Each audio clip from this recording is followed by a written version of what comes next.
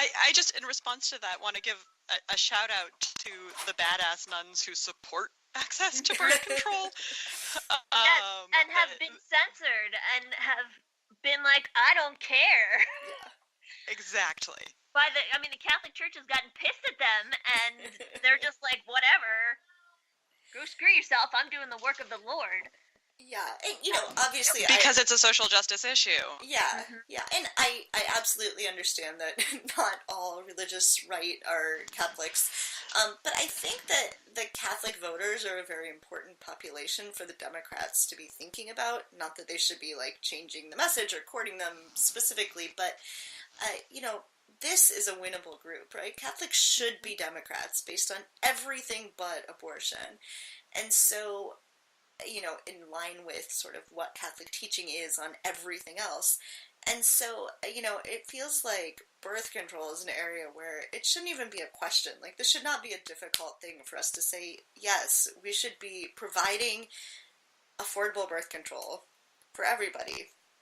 I've got some stats. 89% of Catholic women who are at risk of pregnancy and 90% of Protestant women who are at risk of pregnancy currently use a contraceptive method.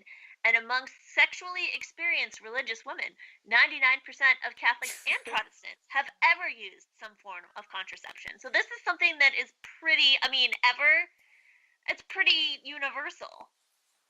Yeah, so... yeah. What you're saying with those statistics is that it is approaching every woman who has at least at some point used birth control. Yeah. So we should be able to get, you would think, every woman on our side about this issue. Yeah, and I made a glib comment about this on Facebook the other day, but I take a birth control pill. I tried an IUD and it didn't work well for my body, and I've tried generic pills and they also did not work well for my body. So I have a birth control pill that is a brand name that works very well. It is the right solution for my body that I've worked out with my doctor. And I went to pick it up the other day, and a 3-month supply was $70. I mean, that is with insurance. Without insurance, I don't even know. It's probably $500 or something. But with my very good insurance plan, it was $70. My insurance would allow me to be pregnant and deliver for less than that. Not on the whole, but, just the sort of being in the hospital and giving birth. There's no way that makes more sense for my insurance company. I just want to point out that I have a copper IUD now, and I had it also before I had my son, so for 6 years. And I got my IUD for free through health insurance from the Episcopal Church. So thank you, Episcopal Church, for caring about my contraceptive needs. I appreciate that. Hooray! Well done, Episcopal Church. So I want to make sure we get to sexual assault. Oh my gosh. Sexual harassment, because that's been in the news recently. I mean, it's been in the news since the presidential elections because President Trump bragged about sexually assaulting women. But now Harvey Weinstein, who's a Hollywood producer, really famous guy, has been accused by countless women at this point, of sexual harassment, sexual assault, various horrible things that he did to them to pressure them into giving him sexual pleasure so that he would improve their careers. And this has been sort of an open secret in Hollywood. I actually remember a couple years ago hearing somebody make a joke about Harvey Weinstein and not understanding it and being like, wait, is he like a sexual predator? So this has been something that people have known about, but nobody has really talked about openly. So I think that's actually a metaphor for the entire thing, that it's an open secret. By the entire thing, I mean that this is not isolated to a couple of powerful men, but that these kinds of sexual assaults and harassment are so widespread and so commonplace that they're like a fabric, part of the fabric of the culture, of they're part of the air that we breathe. And nope, there's nothing after and. That's all. Well, no, and the and for me is, so there's this Facebook thing going around right now where people are writing Me Too, women largely are writing Me Too if they have experienced sexual harassment or sexual assault. And I don't know a woman who hasn't experienced these things. So for me, I hesitated before writing it, and thinking, well, I haven't really experienced it. I haven't really been assaulted. And then I started to sort of think about my life and think about my experiences. And I was like, no, I have been, but it's so pervasive that you don't even recognize it sometimes. I had the same experience. I was like, oh, I'm not going to put it because I've been sexually harassed at work, in school, lots of places. But I was like, I've never been assaulted. And then I thought back about it, and I was like, yeah, a guy on the subway grabbed me in my vagina. Yeah.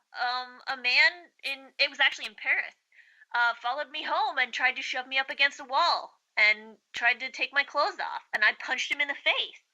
Like, yeah, I have been assaulted. They weren't, I guess I wasn't, I don't know, penetrated, but I have been assaulted. And it took me a while to realize that, looking at all the hashtags, thinking about it, coming to terms with, yeah, I have been. Yeah, because it's something that is so pervasive and that we have found our ways to live with, I think, most of us, because we have to.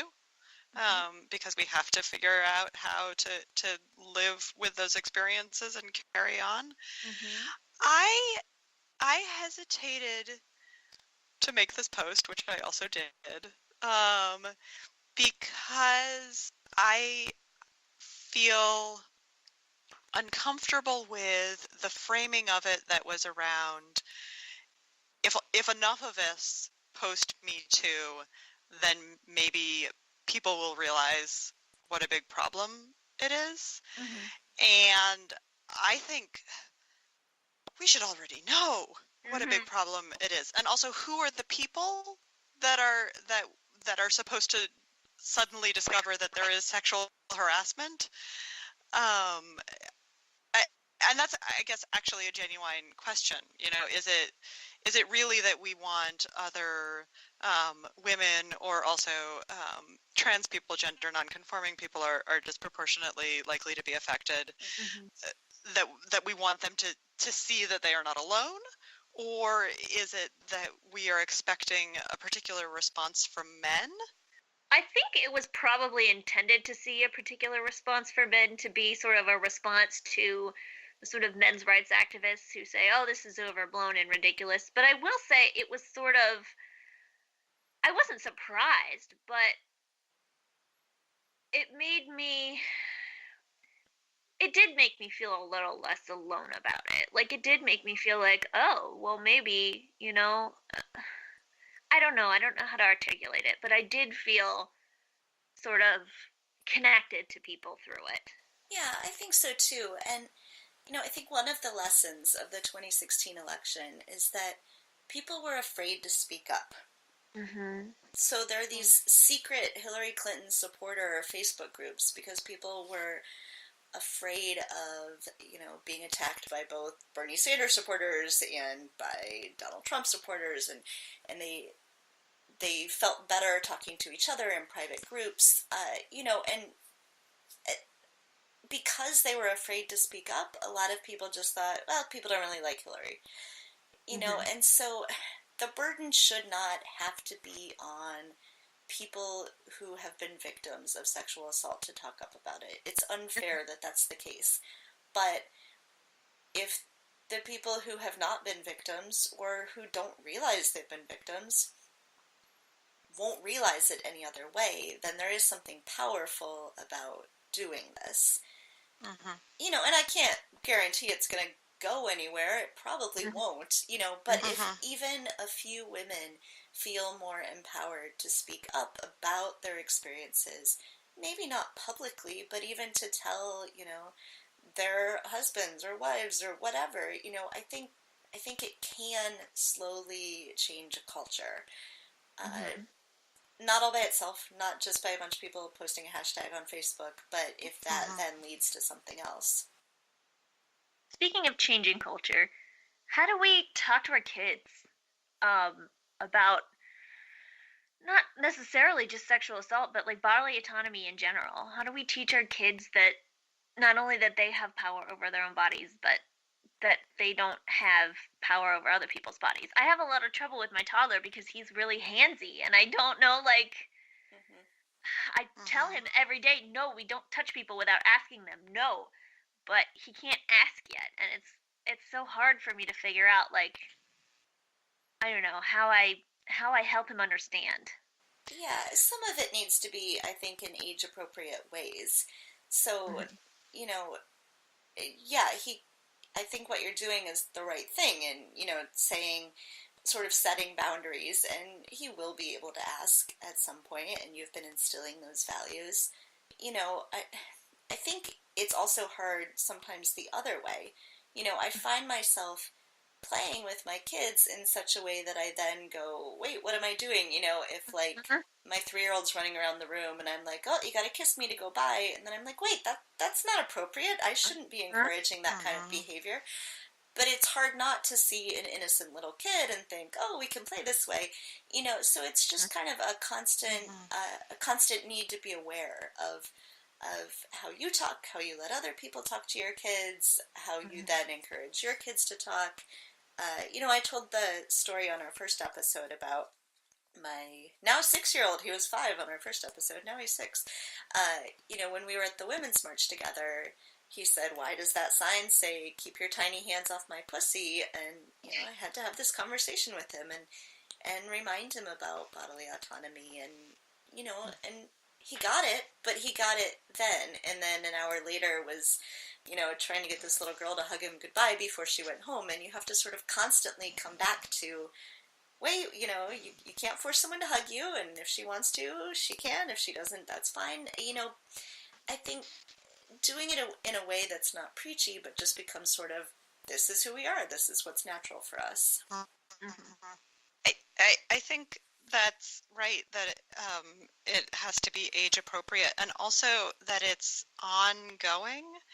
And for me, I started when my kids were infants in thinking about their bodily autonomy and what I wanted them to know about consent.